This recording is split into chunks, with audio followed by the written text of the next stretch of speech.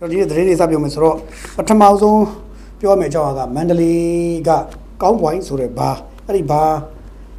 မီးလောင်တဲ့ကိစ္စပေါ့နော်ဒါလေးရင်ကျွန်တော်စားကြတာပေါ့တရားတွေစတာကောင်းပါတယ်နော်ဆိုတော့ကောင်းပွိုင်းဘာကိုမီးလောင်နေဒီနေ့မနေ့အစောမှာဖြစ်သွားတယ်ဆိုတော့အဲ့ဒီဘာက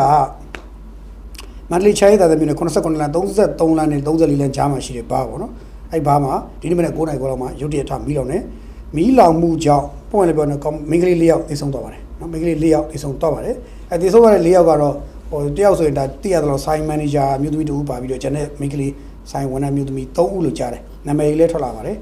ဆိုင်မန်နေဂျာကတော့သူကတမူးမှနေထိုင်တဲ့မြို့သမီးဆိုင်မန်နေဂျာလုပ်နေသူက30ရွယ်မတ်သူစားလင်းနဲ့နောက်တစ်ခေါင်းက22နှစ်ရွယ်မဆောင်းနေဖြူတဲ့အကင်ဝန်ထမ်းပြည်သူပေါ့မြို့နယ်က26နှစ်ရွယ်သဲစုလိုင်းနဲ့နောက်အကင်ဝန်ထမ်းပြည်သူပေါ့မြို့နယ်က23နှစ်ရွယ်မက်ခက်ခက်ခိုင်းနဲ့အဲ့၄ယောက်ကဆုံးပါသွားတယ်လို့သိရတယ်ဆိုတော့၄ယောက်ဆုံးပါသွားတယ်ဆိုတော့မီးလောင်ရတဲ့အကြောင်းအရင်းဘာကြောင့်လောင်တယ်လဲဆိုတော့မိကုန်ပေါ့နော်ဆိုတော့အဲ့ဆိုင်ကမီးလောင်တဲ့ကိစ္စမဖြစ်ခင်ဘာတွေဖြစ်လဲဆိုတော့ငလင်တန်ခံလိုက်ရတယ်နံပါတ်1ကငလင်တန်ခံလိုက်ရတော့ဆိုင်ကထိခိုက်သွားတော့ဗျာငလင်တန်ခံလို့ထိခိုက်သွားပြီးတဲ့နောက်ခဏရပ်ထားတာပြောရင်တော့ပြီးခဲ့တဲ့28ရက်နေ့ဟိုဘာခေါ်လဲဆိုတော့ဒီငလျင်ပေါ့နော်ငလျင်28ရက်နေ့ငလျင်နော်ပြီးခဲ့တဲ့ဆိုပြီးခဲ့တဲ့လပေါ်တော့မဟုတ်ပြီးခဲ့တဲ့မတ်လပေါ်တာအဲ့ပြီးခဲ့တဲ့ငလျင်ပြီးမှာနော်ပြီးခဲ့တဲ့မတ်လ28ရက်ငလျင်ပြီး2လအကြာမှာကုလိုမီးထားလောင်တာအဲ့28ရက်နေ့ငလျင်တုန်းကလည်းတကြိမ်အဲ့ဆိုင်ကမီးထားပြီးတော့ sorry ငလျင်ကြောင့်ထိခဲ့သွားပြီးတဲ့နောက်28ရက်ဆို2လကြာတဲ့ကွာဒီ28ရက်မှာတော့သူကဆိုင်ကငလျင်ကြောင့်ပျက်စီးထားပြီးတော့ပြန်လဲပြင်ဆင်မှုတွေလုပ်ပြီးပြန်ဖွင့်ဖို့ဆိုပြီးလုပ်နေတယ်လို့ကြားတယ်ပြန်ဖွင့်ဖို့ဆိုပြီးဆိုင်ပြင်တာဘာညာလုပ်နေလို့ကြားတယ်အဲ့လုပ်နေနေဖြစ်ချင်တော့ဒီကနေ့28ရက်နေ့မနေ့9:49မိနစ်လို့ပြောတာပဲ45လောက်တော့ရှိမို့အဲ့လောက်မှာပဲเนาะအဲ့ဒီလောက်မှာပဲဒီတော့45ပဲ25ပဲ street structure တစ်ထပ်အုတ်ခင်းအုတ်ကာဆောက်ဦးအဲ့ဘာပေါ့နော်အဲ့မှာ तू ကအဲ့ဒါတွေကိုပြင်ဆင်နေတဲ့အချိန်လေးမှာပဲဝရိန်စော်တဲ့အချိန်မှာဂဟေဘုံတွေကိုတွတ်တက်တဲ့ platform short ဖြစ်ပြီးတော့အနီးမှာရှိတဲ့ဒီအတန်လုံးဖော့ပြားတွေကိုထိုင်ကုန်ဆိုဖာတွေကိုမီးပွားဆင်ကြပြီးမီးထားတော့အဲ့ဒီကနေမှစရိုက်ဆလောင်ပြီးတော့ဒီအမျိုးသမီး၄ယောက်သေဆုံးရတဲ့အထိဖြစ်ပွားသွားတာလို့ကျွန်တော်အကြမ်းမြင်သိရတယ်ဆိုတော့ဒီသေဆုံးမှုကြောင့်လည်းလူတွေစိတ်မကောင်းတော့ဖြစ်ကြတယ်အဲဆိုဒီကလေးမလေးတွေအကုန်လုံးကတချို့တွေ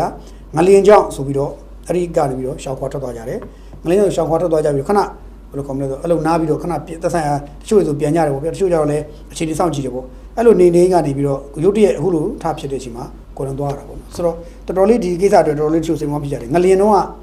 ့ဘာမှဖြစ်ဘူးမီးလောင်တော့မှဆုံးသွားတယ်ဆိုတော့လူတွေကြားထဲမှာတော့ဟိုစိတ်မကောင်းစရာဖြစ်ကြတယ်လို့ပြောကြတယ်နော်တစ်ချိန်ဒါတိုက်ဆန်ဖြစ်တဲ့ကိစ္စပေါ့နော်တကူကမီးလောင်တဲ့အချိန်မှာကလေးမလေးတွေမီးလောင်အထက်မှာပိတ်မိပြီးတော့ထွက်လို့လည်းမရဘူးအဆောင်ကလည်းအပေါက်ကတပေါက်တည်းရှိတော့ထွက်ပေါက်ကနားမှာကပ်ပြီးလောင်တော့ဘလို့မထွက်မရပဲအထက်မှာပဲမီးရဲ့လောင်တည်ဆုံးသွားတယ်ပေါ့ဗျာဆိုတော့အလောင်းတွေကိုတော့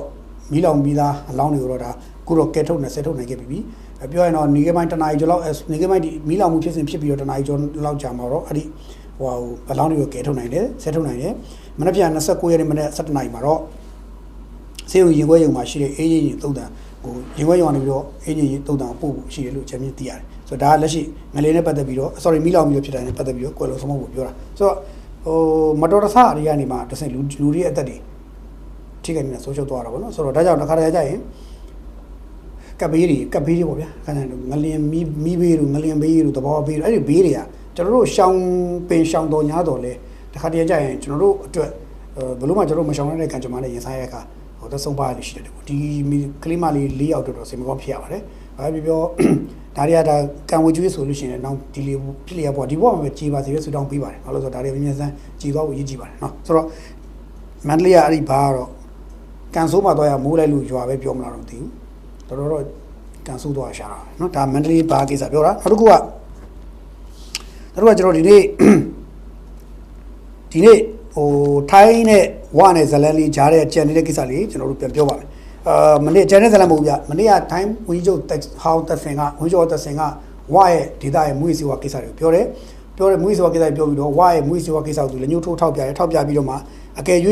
နာဆာကအစိုးရကမလုပ်ဘူးမကင်တွယ်ဘူးမရှင်းဘူးဆိုရင်သူတို့အနေနဲ့ဒီကိစ္စကိုသူတို့ကင်တွယ်ဖြေရှင်းမယ်ဆိုတာမျိုးတွေသက်စင်ကပြောတယ်ပြောရင်တော့အဲ့လိုပြောလိုက်တဲ့အခါမှာနော်အဲ့လိုပြောလိုက်တဲ့အခါမှာ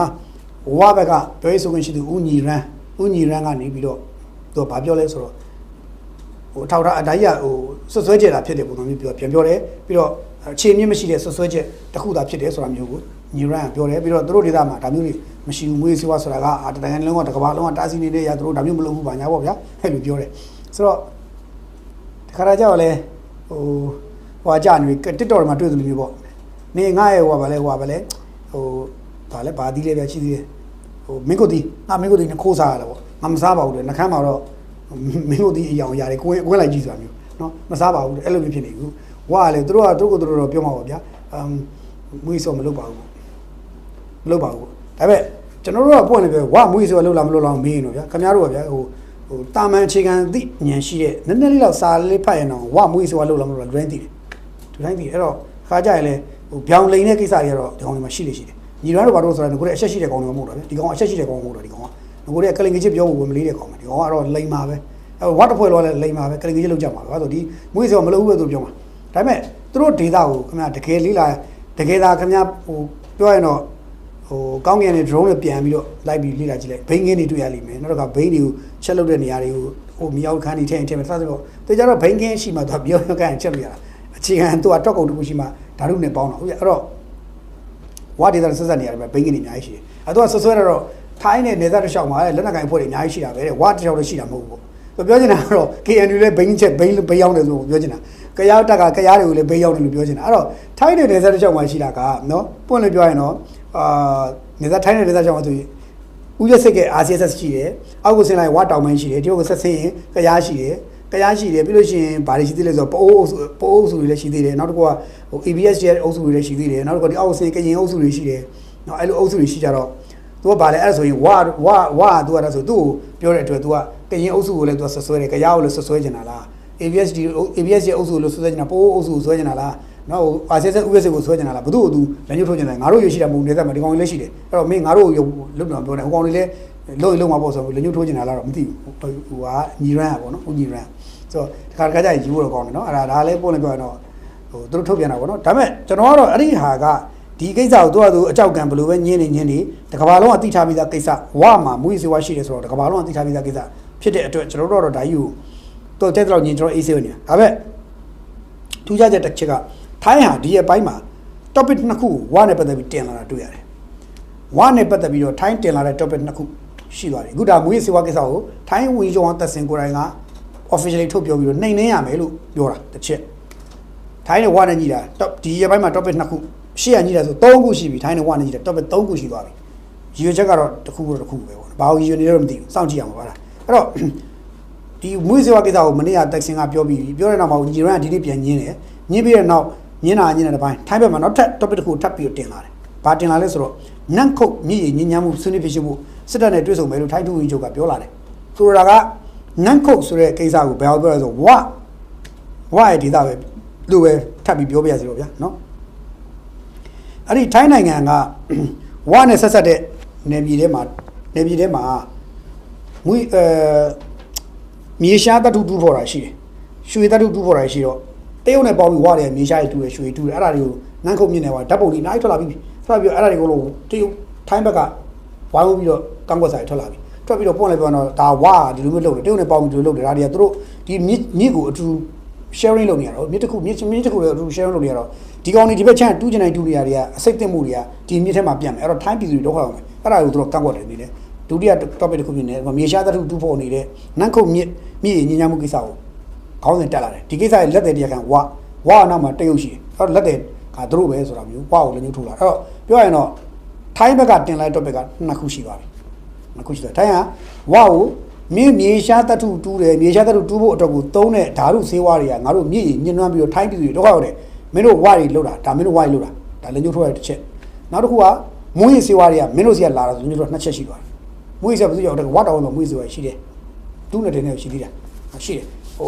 ုဝါတောင်းပဲရှိမြောင်းတော့မရှိလားပန်ဆန်းမှမရှိလို့ဆိုတော့ပန်ဆန်းမှလည်းရှိနိုင်တာပေါ့ဗျာခင်ဗျာပန်ဆန်းမှရှိတဲ့ပန်ဆန်းမှရှိတဲ့ခုန night club တွေဘားတွေကိုသွားစစ်လိုက်ရင်ပဲတန်းပေါ်တာပေါ့ခင်ဗျာလည်းထုတ်လိုက်ဒဲလိုက်တူးနေဒဲနေရှိတာပေါ့နော်ဒါပေမဲ့တို့ကတော့တို့ကိုတို့တော့မရှိဘူးပဲညင်းပါပဲဘလို့ဖြစ်ညင်းပြောင်းညင်းမယ်လို့ဆိုညင်းပါအဲ့တော့ပြောရရင်တော့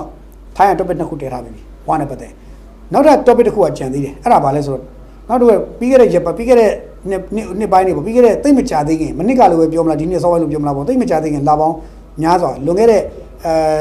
10လအတွင်းပေါ့ဒီ10လအတွင်းမှာနောက်ထပ်ပြီးခဲ့တဲ့အဟောင်း topic တစ်ခုရှိခဲ့တယ်အဲ့ topic အဟောင်းတစ်ခုကဘာလဲလို့မေးရင် ဘာလဲလို့မင်းဝါတောင်ပိုင်းအုပ်စုကထိုင်းနယ်တဲ့အထိကျူးကျော်ပြီးတော့ခြံစည်းရုပ်ခတ်တဲ့ကိစ္စဆိုပြီးတော့ဝါကိုတရုတ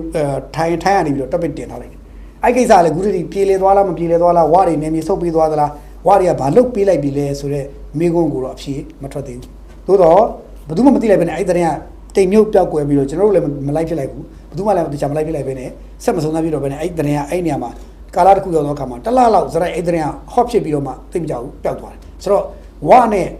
ထိုင်းနဲ့ကြားမှာညှိတာ3ချက်ရှိသွားပြီအဲ့တော့တေချာတာကဝါနဲ့ထိုင်းနဲ့ဒီညှိစရာကိစ္စတွေတော့ပေါ်ပေါက်နေပြီအဲ့တော့ထိုင်းကမြန်မာအစိုးရနာဆာကအစိုးရရဲ့သဘောထားကိုစောင့်စည်းနေတယ်စနစ်နာနေတယ်သို့မဟုတ်စောင့်ဆိုင်ပြီးတော့နားထောင်နေတယ်လို့ကျွန်တော်ခံမှန်းကြည့်တယ်နာဆာကအစိုးရကလည်းဝါနဲ့ပတ်သက်ပြီးသဘောထားကိုထိုင်းကို message တွေပေးထားကောင်းပေးထားနိုင်ခြင်းရှိတယ်သူတို့ရဲ့သဘောထားပေါ့ငါသားသမီးတော့ငါသားသူပဲကွာဒါပေမဲ့စိုးသွားရင်တော့မင်းဆုံးမသိရင်လို့ဆုံးမဘူးလို့ပြောမလားဒါမှမဟုတ်ငါသားသမီးကွာမင်းမထိနဲ့ဆုံးမရင်ငါဆုံးမမယ်လို့ပြောမလားဘယ်လိုလုပ်မလို့တော့မသိဘူးအဲ့ဒါကျွန်တော်တို့မသိဘူးအဲ့ဒါကျွန်တော်သိချင်တာဒါပေမဲ့ထိုင်းကတော့ topic 3ခုဝါနဲ့တင်လိုက်တယ်ဝါကို topic 3ခုနဲ့ခေါင်းစဉ်တက်ထားပြီနောက်ထပ်ဘာ topic တွေလာအောင်လို့မသိနိုင်ဘူးဝါနဲ့ပတ်သက်ဝါပွင့်လည်းပြောတယ်တော်တော်လေးတော့ထိုင်းမြန်မာနယ်စပ်ကိုခွာပြီးတော့ဝါဆိုတဲ့အတိုင်းဝါတော့တာပဲတရုတ်မြန်မာနယ်စပ်ကိုခွာထိုင်တယ်ပြီးတော့ဝါဆိုတဲ့အတိုင်းဝါတာပဲဆိုတော့ဝါတော်တော်ကြောက်စရာကောင်းတယ်မှာပါလာတယ်ဗျာနော်ဒါလေးကကျွန်တော်တို့သတိထားပြီးတာလေးပြပြတယ်အဲ့တော့စိတ်ဝင်စားနဲ့စောင့်ကြည့်ကြဖို့တော့ကျွန်တော်တိုက်တွန်းချင်တယ်နော်အဲ့တော့ထိုင်းနယ်စပ်မှာဝါတွေနေနေကျူးတဲ့ကိစ္စဒီလေကျွန်တော်ထင်တယ်မကျူးတဲ့ညင်းကြရင်နဲ့တဖြည်းဖြည်းနဲ့နောက်ကိုနည်းနည်းလေးကျွန်တော်ထင်တယ်ဝါဆုပ်ပေးထားလို့များထိုင်းဘက်က topic ထပ်မတင်တော့တာတော့မသိဘူးထိုင်းဘက်က topic ထပ်မတင်အဲ့ကြောင့်ထပ်ပြီးတော့တည်လာတာမတွေ့ရအောင်တကယ်လို့တည်မယ်ဆိုရင်ဝါနဲ့ထိုင်းနဲ့ချာမှာညှိတာ3ချက်ရှိပြီဆိုတော့ခင်ဗျားတို့သိသိချင်တာနော်ဒါတစ်ချက်ပေါ့အဲ့တော့ဒါတစ်ခုပြောပြီးတော့နောက်တစ်ခုကတော့ကျွန်တော်တို့ဝါကိစ္စပြောပြီးတော့နောက်အေးကိစ္စလေးကျွန်တော်ပြောပါမယ်အေးကိစ္စဘာလို့ပြောလဲဆိုတော့အေးကိစ္စလည်းချမ်းမဟုတ်ဘူးအေးရဲ့ဟိုရုပ်မာမှုပဲခေါ်မလားအေးရဲ့အနိုင်ကျင့်မှုခေါ်မလားအဲ့အနိုင်ကျင့်မှုတောင်ကိုချင်းနေခံရရတယ်ချင်းနေခံရတော့အဲ့ချင်းနေအကုန်လုံးခုမှဟိုကြောချမှာဓမြမှန်းသိတာလားဖွတ်ထွက်မှာတောင်းမှန်းသိတာလားတီရောတီသေးကြဖွတ်တွေထွက်တယ်ပဲတောင်းမှန်းတော့တီရောတီကြရလားမသိဘူးအခုချင်းတိုင်းသားပေါ့ချင်းလူမျိုးရောက်60ကျော်ဟုတ်တဲ့အေးတပ်ဖွဲ့ကဖမ်းထားပါတယ်တဲ့ဖမ်းထားရဆိုကြအောင်ဒီနေ့28ရက်နေ့ကြာမှဘာဖြစ်လဲဆိုတော့ချင်းနိုင်ငံရေးဥဆောင်ကော်မတီဆိုတဲ့ဖွဲ့ရနေပြီးတော့ထုတ်ပြန်ပြီးတော့အေးကိုဖိအားပေးတယ်ငါတို့လူတွေကိုမပြတ်လှော့ပေးဆိုဖိအားပေးတယ်ဒီ28ရက်နေ့ကျမှထုတ်ပြန်တယ်နော်ဘာလို့ဆိုတော့အေးရဲ့ Nobel စစ်ဒေသ1ဆိုတဲ့အဖွဲ့ကနေပြီးတော့တဲ့နော်အဲ့နေပြီးတော့ဘာလို့လဲဆိုတော့ချင်းလူမျိုးတွေကိုအမျိုးသားမျိုးသမီး73နှစ်ကနေအသက်45နှစ်အရွယ်အကုန်လုံးကို2023 24 25 3နှစ်စရိုက်ဖမ်းပြီးလဲပြီးတော့သူတို့ရဲ့အေးတပ်သားတွေဖြစ်နေထည့်ပလိုက်တယ်အဲ့ဒါကိုချင်းမိသားစုဝင်တွေကပြန်မေးတာကိုသူတို့သားသမီးဘယ်ရောက်ကုန်လာလဲမေးတယ်တစ်ချိန်တော့တွေးခွင့်ပေးတယ်တဲ့ဒါပေမဲ့ဘယ်ရောက်ကုန်မှမသိတော့တဲ့ပုံစံဖြစ်သွားတယ်အဲ့တော့ပုံလည်းပြောရင်ရောက်60ကျော်60နဲ့သိရတော့64ရောက်လား2ရောက်လားမသိရှိတယ်နော်63လို့လည်းပြောတယ်အဲ့ဒါကိုအခုအဖွဲ့ရထပြီးကောက်ကွက်တာတင်းတယ်အဲ့တော့ပြောရင်တော့ချင်းဘက်ကတာဝန်ရှိသူတွေပြောတဲ့စကားလေးတွေရှိတယ်အဲ့ဒါပါချင်းရခိုင်ချင်းနိုင်ငံရေးဥဆောင်ကော်မတီရဲ့ပြောရေးဆိုခွင့်ရှိသူတယောက်ကပြောတယ်ဘာပြောလဲဆိုတော့သူတို့ရတဲ့အချက်လက်တွေရတယ်ရခိုင်ပြည်နယ်ကနေသိတဲ့အတိုင်းပဲဆက်သွယ်ရေးခက်ခဲတွေရှောင်းတယ်သူတို့မသိတဲ့ဖန်ခံရတဲ့သူတွေလည်းရှိကြပါဦးမယ်တဲ့သူတို့သိတာတော့2023အောက်တိုဘာမှာချင်းမျိုးသမီးကျောင်းဆောင်မဆရာမတယောက်ဖန်ခံရတယ်24စက်တင်ဘာမှာနောင်တော်ကြီးနောင်တော်ငယ်မြစ်မှာချင်းလူမျိုးတွေပါတယ်14စီဖန်ခံရတယ်အဲ့ဒီဘက်ရှိတယ်25မှာဆိုတော့ April May မှာကြောက်ဖြူရဲ့တစ်ဖက်ကမှရှိတယ်ရွာအဲ့ဒီမှာတဲချောင်းဂရိုးစိတ်ရွာမှာတစ်ဖွဲ့ဖန်ခံရတယ်နောက်တစ်ချို့ကတော့ရခိုင်ပြည်နယ်ရခိုင်ရုံးမောက်ကျော်ပြီးတော့ပြည်မဘက်ကိုသွားမဲ့ချင်းတွေဖန်ခံရတယ်တဲ့အသက်ကတော့73ကနေ45အတွင်းတဲ့ပြီးတော့ပြည်မဘက်ကိုပို့တဲ့ပွဲသားတွေကိုလည်းရွာရဲလာပြီးဖမ်းသွားတာရှိတယ်တဲ့ပြောရင်ချင်းတွေကိုပဲရွေးချယ်ပြီးဖမ်းတယ်14နှစ်ကနေပြီး45နှစ်အရွယ်လေးတွေအကုန်လုံးကောက်ဖမ်းပလိုက်တယ်ပြီးတော့သူဖမ်းထားလိုက်ပြီးတော့အဲ့ဒီအကုန်လုံးစစ်မှုထမ်းရမယ်လို့အေးရပြောတယ်တဲ့အဲ့တော့စစ်မှုနှစ်ထမ်းရမယ်လို့ပြောတယ်ဆိုတော့စစ်မှုထမ်းနှစ်ထမ်းရမယ်လို့ပြောရင်အခုတကယ်တမ်းကျတော့တချို့လူတွေ23လောက်ကဖမ်းတဲ့လူတွေဆိုလို့ရှိရင်စစ်မှုနှစ်ထမ်းဖမ်းတာပြည့်ပြီးကြော်နေပြီဒါပေမဲ့ပြန်မလွတ်ဘူးတဲ့မလွတ်တော့သူတို့ရှေ့တန်းမှာစစ်တိုက်နေရတယ်ဆိုလည်းကြားတယ်ဘာကြောင့်လဲမသိဘူးတချို့တွေသေကုန်ကြပြီလို့ကြားတယ်အဲ့တော့ဒါတွေကိုအေးအနေနဲ့ဒီလိုမျိုးလို့ဆိုရင်မလုပ်ဘူးဒါတွေကိုပြန်လှုပ်ပေးဖို့ရှိရဆိုရင်ပြန်လှုပ်ပေးဖို့စားသဖြင့်ဒါတွေအကုန်လုံးချင်းအဖွဲ့အစည်းတွေကနေပြီးတော့တောင်းဆိုတယ်အေးကိုတောင်းဆိုတာလုပ်တယ်ဆိုတော့အေးရတော့အဲ့ဒီကိစ္စနဲ့ပတ်သက်လို့ခိုင်သူခါတို့ဘာလို့ကတော့ပွင့်နေပြောရင်တော့အဲ့ကိစ္စကိုဝေးလေကြောင်မှလုပ်နေတယ်ဒါပေမဲ့ရခိုင်ပြည်နယ်ကိုကာကွယ်ဖို့တဲ့ချင်းရခိုင်ပြည်နယ်မှာနေထိုင်တဲ့လူမျိုးတိုင်းမှာတာဝန်ရှိတယ်အကုန်လုံးပါရမယ်ဆိုပြီးတော့အကုန်လုံးတုတ်ခေါ်ပြီးတော့စစ်ထဲထည့်တော့တာခိုင်သူခါတို့ရဲ့အကွက်တွေပေါ့နော်ဆိုတော့ဒီကိစ္စမျိုးတွေကချင်းပြည်နယ်မှာခဏဖြစ်သလားရခိုင်ပြည်နယ်ချင်းနဲ့ကြားထဲမှာဖြစ်သလားဆိုတော့ဖြစ်တာမှအချိန်ကြီးပါပဲဗျာအဲ့တော့ချင်းတိုင်းသားတွေကတော့အေးပေါ့ဗျာထွန်းမြတ်နိုင်တို့အေးအုပ်စုကိုတော်တော်ကြောက်ပုံရတယ်ချင်းအုပ်စုတွေပေါ့ချင်းအုပ်စုတွေကထွန်းမြတ်နိုင်တို့အုပ်စုကိုတော်တော်ကြောက်ပုံရတယ်ဘာလို့လဲဆိုတော့ခု ခုချိန်ထိကျွန်တော်ဒီနေ့မှာရခိုင်တိုင်းသားတွေကိုချင်းအကြောက်တယ်လို့မပြောပါဘူးဘာလို့လဲဆိုတော့မပြောချင်ဘူးဘာလို့ဒါရခိုင်တိုင်းသားအားလုံးကအေးမဟုတ်တယ်လို့အေးအားလုံးကလည်းအေးအားလုံးကလည်းရခိုင်ကိုစားမပြုဘူးဒါကျွန်တော်တခါတည်းရှင်းအောင်ပြောတာအဲ့တော့ထုံးမြတ်နိုင်ရဲ့လက်ကင်တက်ပေါ့လက်ကင်တက်ပေါ့နော်ထုံးမြတ်နိုင်ရဲ့လက်ကင်တက်နော်ထုံးမြတ်နိုင်ရဲ့လက်ကင်ထုတ်ပေါ့လက်ကင်ထုတ်အေးလက်နက်ကင်အဖွဲ့ကအဖွဲ့အပေါ်မှာချင်းအုပ်စုတွေကကြောက်ကြတယ်ဘာဖြစ်လို့လဲဆိုတော့ချင်းအုပ်စုတော်တော်များကိုထုံးမြတ်နိုင်တို့ကလက်နက်တွေပေးတယ်ဟိုတိုက်ခိုက်မှုတွေစီမံခန့်မှုပေးတယ်အဲ့တော့ချင်းတွေရဲ့ချင်းလက်နက်ကင်အဖွဲ့တွေရဲ့အဖေကထုံးမြတ်နိုင်လို့ဖြစ်လာတယ်ချင်းအဖေအမေတွေမို့တော့ထုံးမြတ်နိုင်ဖြစ်လာတယ်အဲ့ထုံးမြတ်နိုင်ကိုကျတော့ထုံးမြတ်နိုင်ရဲ့အေးထုံးမြတ်နိုင်လက်ကင်ထုတ်အေးတက်ကိုချင်းအုပ်စုတွေကပြန်မလှန်နိုင်ဘူးအခုဒီလိုမျိုးသူတို့ရဲ့သားသမီးတွေမိသားစုတွေဒီလိုမျိုးဟိုခုနတရားလွတ်လို့ဖမ်းဆီးခေါ်ဆောင်သွားတာလေဖမ်းဆီးခေါ်ဆောင်ပြီးစစ်ထဲထည့်တာကိုလေဘယ်ချင်းတိုင်းသားမှဘာမှမလုပ်ရဘူးအခုစာလေးထုတ်တဲ့အဆင့်အလွယ်ပြီးကျွန်တော်ဘာမှမလုပ်ရဘူးအဲ့တော့ချင်းတိုင်းသူတိုင်းသားတွေအနေနဲ့ခံကြပေါ့ဗျာခင်ဗျားတို့ကဘာဖြစ်နေလဲဆိုတော့ဟိုကို့နေမြေတွေကိုကျူးလဲကျူးကြော်လာတယ်ဒါမှမဟုတ်တော့ကို့လူမျိုးတွေကိုလည်းထိပါလာတယ်အဲ့တော့ထိပါလာတဲ့လူတွေကိုခင်ဗျားတို့ကဘာဖြစ်လဲဆိုတော့မတွန်းလာနိုင်ဘူးမတိုက်ခိုက်နိုင်ဘူးမရှင်းထုတ်နိုင်ဘူးမရှင်းနိုင်ဘူးပေါ့ဗျာကဲပြောရတာချင်းတိုင်းသားချို့ပြောစစ်ကောင်စီစစ်အာဏာရှင်ချုပ်ကြီးအောင်ဘယ်လိုလုပ်ပြီးမယ်သူတို့ကိုဖိနေတာမကြိုက်ဘူးပါညာပဲအခုအေးရဖိနေနေပြီချင်းတိုင်းသားတွေဘာလုပ်နိုင်သေးတော့ဘာမလုပ်နိုင်ချင်းတိုင်းသားကိုခံနေရပြီလှိမ့်ပိတ်ခံနေရပြီဆိုတော့ခံကြပါဗျာခင်ဗျားတို့ကကိုစကြရဟိုကဘာလဲဟိုစစ်တပ်ကိုမကောင်းဘူးလို့ထင်ပြီးတော့ချင်းစီပြီးတာလေအဲ့တော့ဟိုခုမှဟိုဘာလဲဖေးဆိုးတယ်ဆိုတာပထွေးအိတ်နေတာလောက်ပဲရှိတယ်ဆိုတာဖြစ်သွားပြီမဟုတ်ဘူးလားအခုတော့မှတ်မလားအဲ့တော့ကျွန်တော်အဲ့လိုပဲပြောချင်တာဖေးဆိုးတယ်ဆိုတာပထွေးအိတ်နေတာလောက်ပဲရှိသေးတယ်ဆိုတာမျိုးအခုတော့ရင်ဆိုင်ပြီလို့ကျွန်တော်ထင်တယ်ဒီတော့ကျွန်တော်တို့ကချင်းတိုင်းသားတွေကိုတိုက်လို့ညတာတခုပဲခင်ဗျားတို့အနေနဲ့တကယ်အာနာရှင်ကိုမလိုလားဘူးဆိုရင်အေးရရောခင်ဗျားတို့ကမှအာနာရှင်ဆန်းဆန်းပြုမှုကြင်ကြံနေတာမဟုတ်ဘူးလားအဲ့ဒါဆိုရင်တော့အဲ့ဒီအာနာရှင်ကိုခင်ဗျားတို့ဘာလုပ်မှာလဲကျွန်တော်ကြိုက်တာစဉ်းစားလို့ပဲကျွန်တော်ပြောချင်တယ်နော်အဲ့တော့ဒါလေးကကျွန်တော်စောင့်ကြည့်မယ်အဲ့လိုပြောချင်တယ်နောက်တစ်ခုကတိုက်ပွဲတွေအကြောင်းဒီနေ့ဆက်ပြောအောင်မယ်ဗျဖားကန့်ဒေသလုံးခင်းဘက်မှာတော့တိုက်ပွဲတွေကြီးချနေပြီစစ်တပ်ကစစ်ကြောင်းတွေထိုးတယ်ပေါ့ဗျာအဲ့ဖားကန့်စစ်ကြောင်းထိုးတယ်ဟိုလိုင်သာဘက်ကိုလည်းဥတည်သွားနေလို့ကြားတယ်ဗမောတစ်ဖက်က KIA ရဲ့လာတိုက်နေပြီမဲ့တက်ကဗမောတိုက်တဲ့အုပ်စုကတက်ကရှင်းရှင်းပြောရင်စိတ်ကိုမပူတော့တဲ့သဘောပဲအဲအကြောင်းမလို့သူကဗမောမြင့် KIA လာတိုက်တဲ့တော့တိုက်သူကဖားကန့်တဲပြီးတက်သွားတယ်ဟိုဘက်ကလုံးခင်းကိုတက်သွားတယ်ဖားကန့်ဒီဘက်တက်သွားပြီးတော့ဖားကန့်တက်သွားပြီးဒီဘက်ကိုလိုက်သားတက်တယ်စစ်ကြောင်းတွေကိုအပေါ်ဒီလိုဖြန့်ခွဲပြီးတက်သွားတယ်မြကြီးနားဘက်ကနေမြေဒီလိုခွဲထွက်သွားတာတော့မသိဘူးကျွန်တော်တို့ဘယ်လိုခွဲထွက်လို့စစ်ကြောင်းတော့တိုက်တော့အဲ့ဒါတော့ကျွန်တော်မသိဘူးပေါ့နော်တိုက်ဆိုလို့ခွဲဆိုခွဲပေါ့နော်ဆိုတော့လိုက်သားမှာလဲKIA အုပ်စုကစစ်တပ်ကစစ်ကြောင်းတက်လာတဲ့လမ်းကြောင်းတွေကိုဖြတ်တောက်ပိတ်ဆို့တိုက်ခိုက်တားဆီးနေရတဲ့ဒီထောင်ရောက်နေတယ်တစ်ချိန်တည်းမှာပဲဖားကံမှာလဲစစ်တပ်ကစစ်ကြောင်းတက်လာတာကိုတားဆီးတိုက်ခိုက်နေရတဲ့သဘောတွေ့ရတယ်ဆိုတော့လုံးခင်းမှာဆိုဒီတိုက်ပွဲဖြစ်တယ်ကျွန်တော်ဒီနေ့ဆို TikTok မှာကြည့်တယ်တွေ့ရတယ် TikTok မှာတချို့တွေလုံးခင်းဒေသကနေရိုက်ပြီးတော့ beauty နဲ့ပရောပြစ်နေကြတာအပြန်နဲ့ပရောပြစ်နေကြတဲ့အတန်တွေကြားတယ်အဲ့မှာပြစ်တဲ့နေရာဘက်ကိုဟိုဖုန်းနဲ့ရိုက်ထားပြီးတော့ဟာချဝင်ကြပြီတဲ့ဒုက္ခပဲသူတို့လုံးခင်းမှာချပြီဆိုအဲ့ဖြစ်တယ်ပေါ့နော်ဆိုတော့လုံးခင်းဖားကန်လုံးခင်းဒေသမှာဒီလိုတိုက်ပွဲဖြစ်တဲ့ကိစ္စကတော့ရှင်းရှင်းလေးပြောရစစ်တပ်ကတော့ဒီနယ်မြေပြန်စိုးမိုးရေးဆိုတဲ့ခေါင်းစဉ်နဲ့သွားသလားဒါမှမဟုတ်ရေချက်တစ်ခုခုနဲ့တမင်ကိုဒီဘက်ကိုစစ်ကြောင်းဖြန့်ထားတာလားဆိုတော့မသိဘူးဘာလို့ဆိုဖားကန်ဒေသကကျွန်တော်တို့အားသေးစရာပဲရှိအခုချိန်စစ်တပ်လည်းရှိတယ် KIA လည်းရှိတယ်နော်စစ်တပ်လည်းရှိတယ်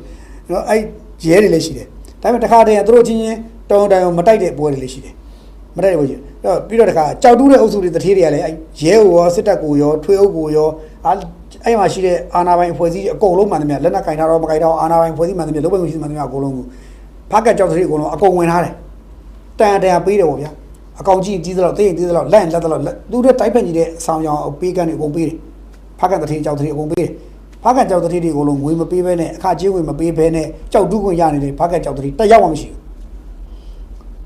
ပေးကိုပေးရတယ်မပေးလို့မရဘူး KIA လည်းပေးရတယ်ဒီဘက်ကအာဏာပိုင်ဖွဲ့စည်းတွေလည်းပေးရတယ်အဲ့တော့ခင်ဗျားတို့အနေနဲ့ဖားကန်မှာကြောက်တူးပြီးချမ်းသာလာပါတယ်ဆိုတော့တထေးတယောက်တွေ့ရင်အဲ့တထေးကိုမေးရမှာကခင်ဗျားဘယ်ဖွဲ့စည်းမှာပတ်စံတစ်ချက်မှမပေးဘဲနဲ့ဖြတ်သန်းနိုင်ခဲ့တာဝမ်းသာတယ်ဗျာကိုယ်လည်းပြောကြည့်ဟိုလိုတွန့်သွားလိမ့်မယ်သူ့ကိုရွက်နေသလိုခံစားရလို့ဘာလို့ဆိုတော့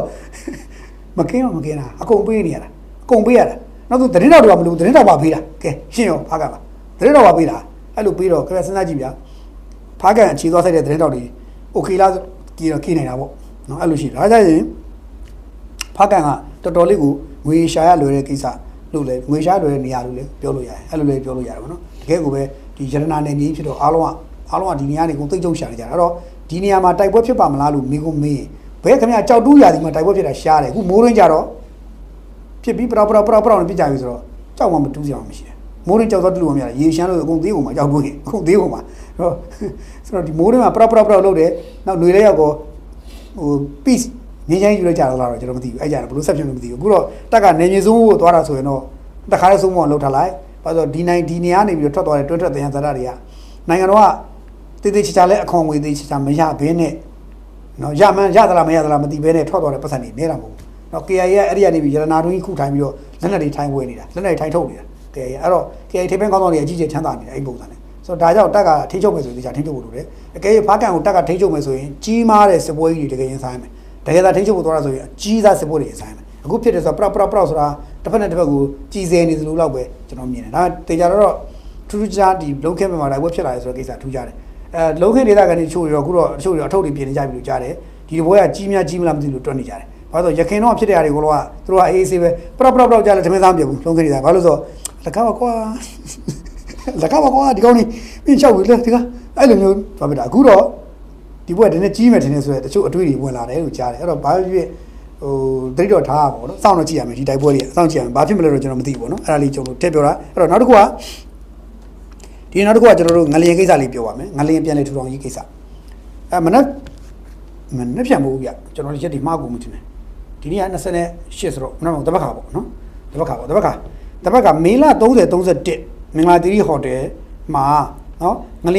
ျင်ဘေးအလုံးမြမစီဝါရေးပြန်လေကူစားခြင်းနဲ့ပြန်လေထူထောင်ခြင်း30ဆွေးနွေးပွဲအဲ့ပွဲကြီးကျင်းပမှုရှိတယ်လို့သိရတယ်အဲ့တော့အဲ့ပွဲကို live လွှင့်လိမ့်မယ် MRTV တို့မြဝတီတို့ဘာလို့ညာတို့ပေါ့အဲ့မှာနောက်တစ်ခါဒီဘာခေါ်လဲမြန်မာ narrative တင်တဲ့အဖွဲ့တို့အဲ့တို့ရဲ့ Facebook page တွေတို့ရဲ့ Telegram စတို့ရဲ့ဆက်ဆက်တဲ့ဟာတွေကနေပြီးတော့ social platform တွေကနေသူ live လွှင့်မယ်လို့ကြေညာထားတယ်ငလျင်ဘေးအလုံးမြမစီဝါရေးပြန်လေကူစားခြင်းနဲ့ပြန်လေထူထောင်ရေး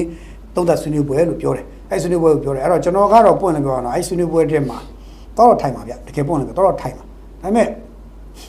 အဲ့ဆွေးနွေးပွဲထဲမှာလာပြီးဆွေးနွေးတဲ့သူတွေကဆွေးနွေးမှလားမဆွေးနွေးလားကျွန်တော်မသိနိုင်တဲ့ကိန်းဂဏန်း information တွေကျွန်တော်မှရှိတယ်ရှိတော့ကျွန်တော်မပြောပဲကြည့်ဦးမယ်ပေါ့နော်ပထမဆွေးနွေးပွဲထဲရောက်တော့မှပဲဒီအကြောင်းအောင်ကျွန်တော်သူတို့ဆွေးနွေးတဲ့အကိုကြည့်ပြီးတော့ကျွန်တော်မေးတယ်မမေးဘူးပေါ့ဗျာသို့တော့ကျွန်တော်အဲ့ဆွေးနွေးပွဲထဲမှာကျွန်တော်ရှိနေမယ်ကျွန်တော်ကအဲ့မှာရှိနေပြီးတော့ကျွန်တော်ရဲ့ဒီ crew team စီနောက်ကtraining လေးတွေပေါ့ဒီကောင်တွေသူတို့နဲ့ကိုတော့ထိုင်ပြီးတော့အားအောင်ကြည့်မယ်ပေါ့သူတို့ဘာတွေဆွေးနွေးကြမလဲဘာတွေပြောကြမလဲသူတို့ပြောတာတွေအတိုင်းပြည်တွေတကယ်ပဲအကျိုးရှိတာတွေလုံးမလားပြောနိုင်မှာလားလေထဲမှာပဲပျောက်သွားမှာလားနော်ခါလေးကြရင်လေထဲမှာပဲပြောကြတာပြောတာတော့အကုန်လုံးပြောတတ်တယ်လောက်ဟေးလဲဆိုတော့ပြောတတ်တာငါတို့မလုပ်တတ်ဘူးလုပ်တဲ့ကောင်ဟောင်းလေးလောက်မှာဆိုအကုန်ရှောင်းသွားကြလို့မရဘူးပြောရင်လောက်ရမယ်ပြောနေမရပြောရင်လောက်ရမယ်ဒါပေမဲ့အခုတော့ပြောကြမယ်လို့ကြားတယ်လောက်တာတော့ကျွန်တော်မသိဘူးပေါ့နော်ဆိုတော့ပြောကြမယ်ဆိုတော့အဲ့ဆွေးနွေးပွဲကမူအားဖြင့်ပြောရင်တော့ဆွေးနွေးပွဲဒီလိုဆွေးနွေးပွဲတွေကကောင်းတယ်ဒီလိုဆွေးနွေးပွဲတွေကနေတစ်ဆင့်လူတွေရဲ့အတွေးခေါ်ယူဆတွေကိုပြန်ပြီးတော့ကျွန်တော်တို့ကပြန်ပြီး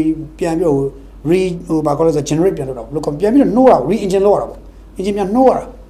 အဲ့တော့လူတွေအတွေးခေါ်ယူဆတွေအများကြီးပြန်ပြီးတော့ engine ပြန်နှိုးရအောင်အဲ့တော့တေချာတာကဒီပွဲမျိုးတွေကကောင်းတယ်ဒါပေမဲ့ကျွန်တော်ကတော့ဒီပွဲမျိုးတွေကောင်းတယ်ဆိုတာပိုကြော်ပြီးပြောချင်တာတော့ဒီပွဲမျိုးတွေကထွက်လာတဲ့ရလဒ်တွေ results outcome တွေကိုမြေပြင်မှာတကယ် implementation ကောင်းပေါ်နိုင်ဖို့လိုတယ်အဲ့ဒါပေါ်နိုင်ပါမလားလို့မေးရင်တော့အဲ့ဒါပွဲစီစဉ်သူတွေနဲ့လာတက်ရောက်ဆွေးနွေးကြတဲ့သူတွေရဲ့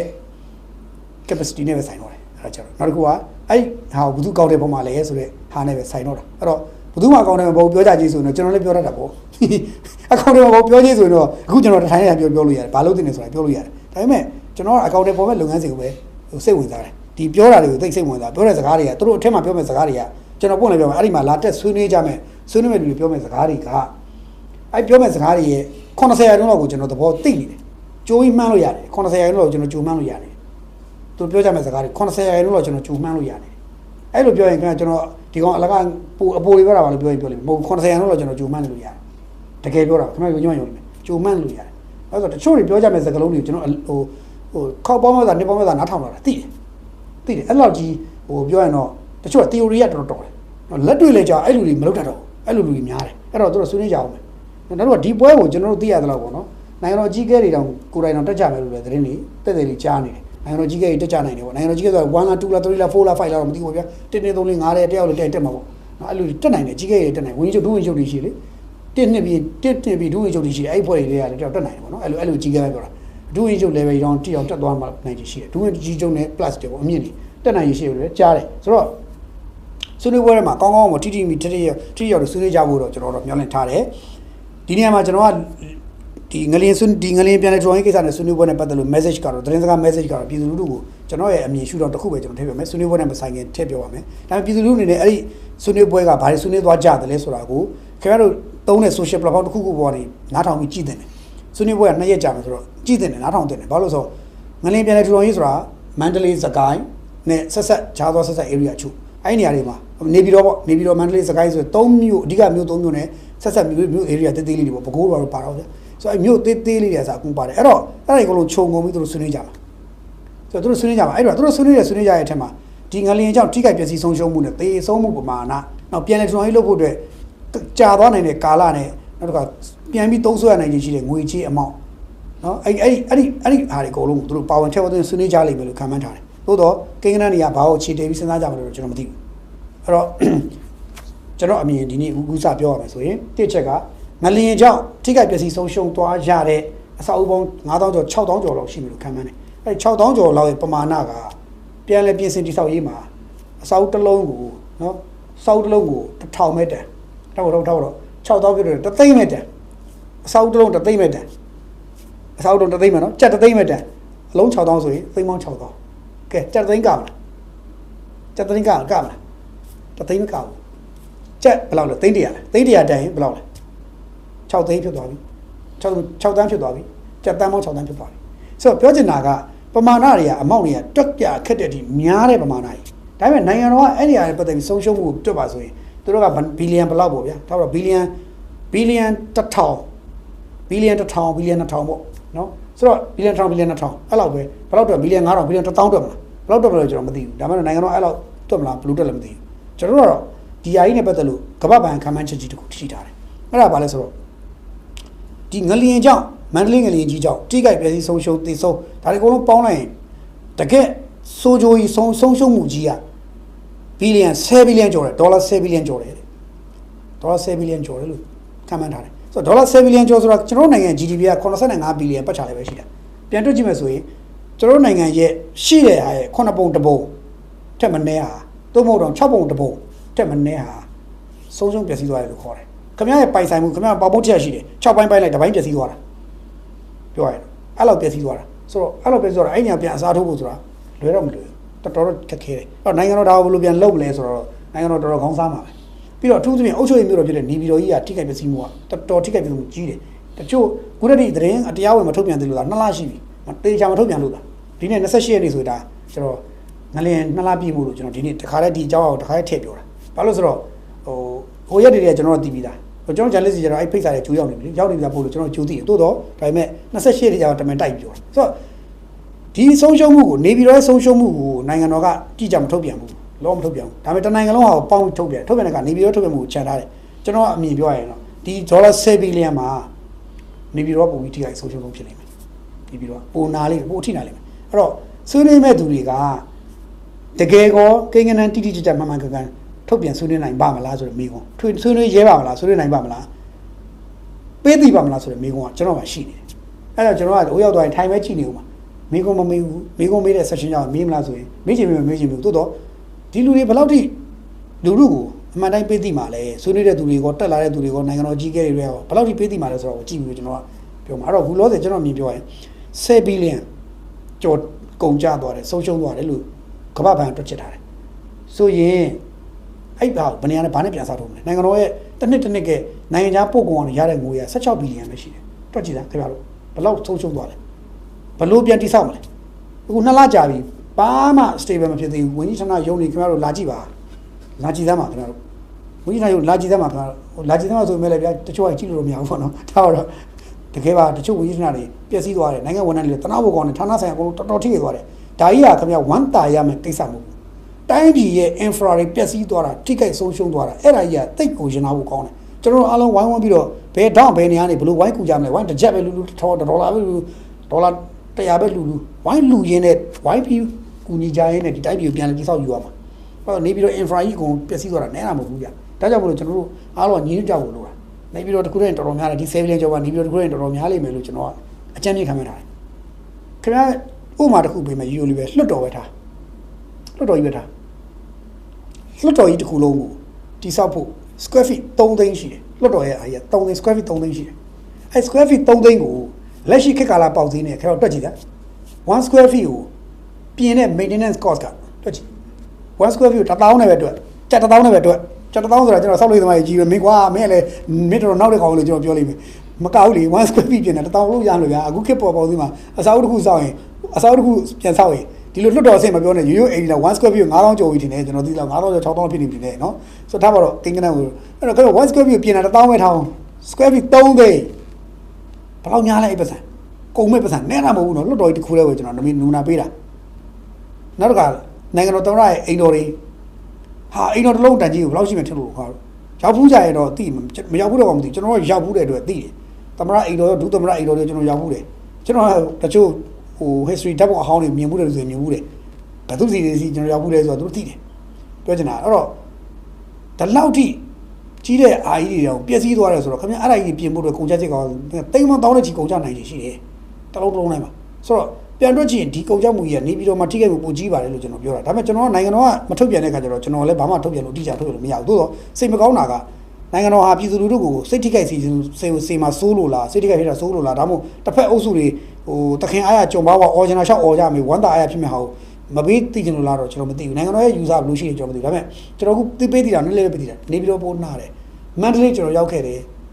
နမ်မန္တလေးထိတယ်ဆိုတာလမ်းတိုင်းပြည့်စည်သွားတာမဟုတ်ဘူးအိမ်တိုင်းပြည့်စည်သွားတာမဟုတ်ဘူးမန္တလေးကဟိုနားတိန်ကွက်ဒီနားတိန်ကွက်အဲ့လိုလာတာမန္တလေးကဒါပေမဲ့သို့တော့မန္တလေးမှာလည်းအလုံးကြီး4000ကျော်ပြည့်စည်တယ်မန္တလေးကအလုံးကြီး4000ကျော်ပြည့်စည်တယ်4000ကျော်စကိုင်းမှာလည်းပြည့်စည်တယ်ဆိုတော့ကြည့်ဗျာနော်အဲ့တော့စကိုင်းကသာသနာပိုင်ဆောက်ဦးနေအများဆုံးပြည့်စည်တယ်စကိုင်းကဒီဘက်ကကျတော့မန္တလေးကကျတော့လူနေဆောက်ဦးတွေအများဆုံးပြည့်စည်တယ်သာသနာဆောက်ဦးတွေပြည့်စည်ပါတယ်အဲ့တော့ပြောရရင်တော့နေပြည်တော်ကထိနေဆုံးလို့ကျွန်တော်ပြောချင်တယ်အဲ့10ဘီလီယံကျော်ရဲ့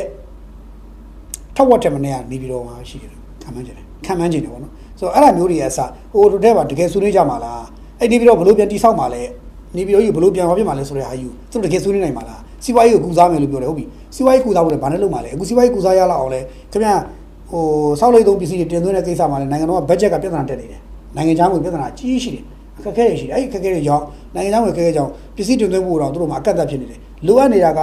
10ဘီလီယံမို့ဆိုရင်ပြန်သွင်းခွင့်ပေးမှာ10ဘီလီယံလုံးနိုင်ငံတော်ကဝင်လာတဲ့16ဘီလီယံလုံးကိုရော့10ဘီလီယံစောက်လိုက်သုံးပစ္စည်းသွင်းမှာလို့တော့ပေးလို့မရပြန်ဘူးနိုင်ငံတော်ကအဲ့လိုမျိုးအဲ့တော့ခါတော့စဉ်းစားကြည့်လို့တော်တော်ချက်တဲပါဗျာတော်တော်ထူထောင်ခက်ပါကျွန်တော်အဲ့ဒါကြောင့်တိတ်ပြီးတော့မဟောပြချင်ပါဘူးသို့တော့အခုနောက်တစ်ခုကဘန်လေးရဲ့ချင်းငွေကိစ္စပြန်ပြည့်စည်သွားတဲ့အိမ်တိုင်းတဦးချင်းစီမိသားစုတူချင်းစီရဲ့အိမ်တိုင်းကိုနိုင်ငံတော်ကပြန်လဲတိဆောက်ပေးဖို့တာဝန်ရှိပါသလားမင်းကျွန်တော်ပြောလို့ပြောမယ်တာဝန်မရှိဘူးကျွန်တော်တို့ရဲ့ကိုယ်ပိုင်အိမ်တွေပြည့်စည်တာကိုနိုင်ငံတော်ကလာဆောက်ပေးရမယ်လို့တာဝန်တော့မရှိဘူးဒါပေမဲ့နိုင်ငံတော်ဟာနစ်နာသွားတဲ့ဆုံးရှုံးသွားတဲ့သူတွေရဲ့အိမ်တွေပြန်တိဆောက်နိုင်အောင်လို့နိုင်ငံတော်ကတနည်းတစ်ပုံနဲ့တခြားနည်းလမ်းတစ်ခုနဲ့ကူညီနိုင်တဲ့အပိုင်းလေးစိတ်ပိုင်းလေးပိုင်းပြီးကူညီတာမျိုးလုပ်လို့ရနိုင်နေရှိတယ်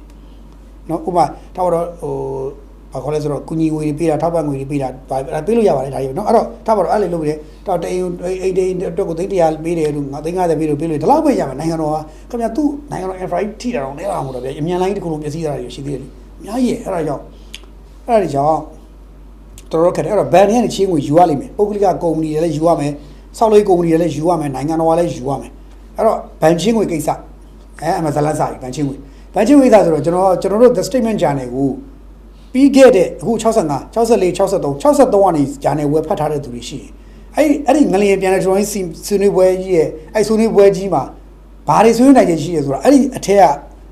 ဟာတွေကိုဖတ်ထားရင်ကျွန်တော်တော့ပြောစရာမလိုအော်ဒုက္ခရောက်သိသွားကျွန်တော်တို့နဲ့ဆွေးနွေးပေါ်များမှာဆွေးနွေးရတာအဲ့မှာဆွေးနွေးတာ share ကိုဆွေးနွေးရတာအားရပါဆွေးနွေးတာငလျင်ကိုပြန်ငလျင်ကနေငလျင်ကိုပြန်ထောင်ဖို့အတွက်ကိုဘန်ရဲ့ချင်းငွေလိုတယ်ဘန်တွေကဘယ်လိုချင်းမလဲအင်အားကဏ္ဍချင်းငွေကဘန် 5% မပေးတာလေအဲ့ 5% ကပေါင်းလိုက်တဲ့ခါကျတော့ဘန်28ဘန်ပေါင်းကြီးတာ 5% ကြီးလဲမနိုင်ဘူးအဲ့အခုလက်ရှိလိုတဲ့ပတ်စံမလောက်ဘူးနောက်ဆုံးရှိသမျှဘန်မှာရှိတဲ့ပတ်စံတွေ29ဘန်လုံးပေါင်းပြီးတော့ကြီးမယ်ဆိုရင်တော့လောက်တယ်တိုးတော့ပြဿနာအဲ့လိုကြီးလိုက်လို့ရှိရင်အင်အားကဏ္ဍတစ်ခုရှိရင်ကျန်တဲ့ခါတွေမကြီးတော့ဘန်မှာပတ်စံဟောင်းဟောင်းဖြစ်သွားမယ်အဲ့လိုဇလန်တွေရှုပ်နေအဲ့တော့ဘိုးဘန်မူဝါဒတွေပြောင်းရမယ့်ကိစ္စတွေရှိတယ်အဲ့ကြောင့်ခင်ဗျားတို့အနေနဲ့ဒီကိစ္စကိုစိတ်ဝင်စားရင်30ရက်နေ့အဲ့ဒီအခမ်းအနားမှာနားထောင်အဲ့ဒီမတိုင်ခင်ပိုးပြီးစိတ်ဝင်စားရင်29ရက်နေ့မနက်ဖြန်မှာခင်ဗျားတို့ကျွန်တော်တို့ the statement ရဲ့အမှတ်စဉ်53 54 sorry 63 64 65အဲ့3မျိုးကိုဝယ်ဖတ်ကြည့်လိုက်အဲ့မှာအခန်းဆက်ရေးတယ်အခန်းဆက်ကိုကျွန်တော်တို့လုပ်ထားတယ်1 2 3 4ပြီးအဲ့တော့၄ပိုင်းပိုင်းပြီးတော့ဟိုလုပ်ထားတယ်ချက်တာအဲ့မှာဖတ်ကြည့်လိုက်ခင်ဗျားတို့ရှင်းနေအောင်မြင်သွားပြီးတော့အော်ဒါလုပ်တင်တာပါလားဆိုမြင်သွားမယ်ဒါလုပ်တင်တာပါလားမြင်သွားပြီးရင်ဘာဖြစ်လို့ဒါကိုမလုပ်တာလဲဆိုတာပြီးထပ်တွေးသွားလိမ့်မယ်အဲ့ဒါပြီးရင်ကျန်တာတော့နောင်ခင်ဗျားတို့ပိုင်းနော်ကျွန်တော်တို့ဆိုင်တော့အဲ့မှာပါပြီးသားဒါကြောင့်ကျွန်တော်ကဆွေးနွေးလို့ရတယ်ပြီးတော့တထိုင်နဲ့ဆွေးနွေးလို့ရတယ်ဒါပေမဲ့ခင်ဗျားတို့စာဖတ်စေချင်တယ်စာဖတ်ဖို့တော့ကိုကျွန်တော်က ဒါကိုတွန်းအားပေးတာအဲ့တော့ငလျင်နဲ့ပတ်သက်ပြီးတော့ပြန်လဲစီးပွားရေးပြန်လဲကျွန်တော်ကိစ္စတွေကပို့လင်းပြောရင်တော့စောက်လို့လုပ်ငန်းလောကသားတွေပြန်လဲဖွံ့ဖြိုးလောင်ဖန်တီးပေးရမယ်စောက်လို့လုပ်ငန်းလောကသားတွေကလည်းမှန်မှန်ကန်ကန်အလုပ်လုပ်ကြရမယ်ဒီအခင်းချင်းကနေကိုယ်နာမည်ဂုဏ်သိက္ခာနဲ့ကိုယ်ချမ်းသာကြွယ်ဝမှုအကုန်လုံးပေါင်းစပ်ပြီးတော့ရအောင်ယူတတ်ဖို့လိုတယ်နော်အေးနောက်အဲ့ဒီချိန်မှာကိုကပေါ့လို့ပေးလိုက်သွားလုပ်လိုက်ပြီးတော့သေဖို့သာပြင်တာနောက်ထပ်ထောင်းနဲ့မြောင်းပါအဲ့အကုန်ပိုင်ဆိုင်ဂုဏ်သိက္ခာပိုင်ဆိုင်မှုတွေအဲ့လိုတော့ရှိတဲ့အကြောင်းစောက်လို့လောကသားတွေလည်းစနစ်တကျလုပ်ကြဖို့လိုတယ်လို့ကျွန်တော်တိုက်တွန်းချင်တယ်အဲ့တော့ငလျင်ကိစ္စဒီပြန်တော့ကိစ္စဒီ30ရက်နေကြာရင်တော့အခြေလဲကြရတာဆက်ဆွေးနွေးကြအောင်မယ်ဆိုတော့လူတွေကိုတော့ပြောချင်တာကအဲ့ဒီနေ့30 31မှာတက်လာမယ့်လူကြီးတွေဆွေးနွေးတာကိုနားထောင်ကြည့်ပါဒီလူတွေဘာတွေးနေလဲဘာလုပ်ချင်နေတာလဲနားထောင်တွေ့သွားပါလိမ့်မယ်နောက်တစ်ခုကပြီးရင်နားထောင်ပြီးတော့ကျွန်တော်တို့ဒီ statement ရဲ့65 64 63အဲ့ကွာကိုလည်းဝယ်ဖတ်ကြည့်ပါအဲ့ဒီမှာခင်ဗျားတို့အဲ့နှစ်ခုကိုပေါင်းလိုက်တာနဲ့ခင်ဗျားတို့တာမန်ပြည်သူတယောက်တောင်မှပဲရှင်းနေအောင်မြင်တော့အော်ဒါလုပ်တင်တာပါလားဆိုမြင်သွားရနော်အဲ့ဒါမြင်သွားလိမ့်မယ်အဲ့ဒါကိုပြောချင်တာနော်အဲ့တော့ဘန်ချင်းငွေတွေဘန်29ဘန်ပေါင်းချီလဲမနိုင်ဘူးဘိုးဘန်ဝင်ပါမှပဲကဲမရမယ်နိုင်ငံတော် budget တွေထုတ်ရမယ်ပွင့်လည်းပြန်အခုလာမယ့်မကြခင်မှာ consortium လုံးဆိုပြီးဘိုးဘန်နဲ့ဘန်29ဘန်နဲ့တချို့တွေနဲ့ပေါင်းဆက်ပြီးတော့ဆွေးနွေးနေတဲ့ဆွေးနွေးပွဲတစ်ခုဆွေးနွေးထားတာရှိတယ်လို့ကြားတယ်အဲ့ဒါကြီးတော့လာမယ့်အခမ်းအနားထဲမှာသူတို့ထုတ်ပြောမလားမသိထုတ်ပြောရင်တော့ကျွန်တော်အဲ့ကြရင်ဖွင့်ပြောမယ်အခုထုတ်မပြောရင်တော့ကျွန်တော်မပြောဘူးဘာလို့ဆိုတော့နေတိုင်းနဲ့ကြော်မြမင်းကကွာဒီကောင်ကလည်းဆိုရင်ဖြစ်လာအောင်မယ်အဲ့တော့ကျွန်တော်မပြောသေးဘူးအဲ့ဒီ30ရက်နေပွဲကြရင် consortium လုံးကိစ္စတွေကိုဘိုးဘန်ကတောင်းရှိသူတွေကထုတ်ပြောမလားမပြောဘူးလဲကျွန်တော်စောင့်ကြည့်မယ်သူထုတ်ပြောရင်တော့သူဒီပြည်သူလူထုကိုသိတင်တာကိုပေးသိပြီးတော့ပြည်သူလူအားတက်အောင်လုပ်ပေးနိုင်တယ်လို့ပြောမယ်ထုတ်မပြောရင်တော့ဩ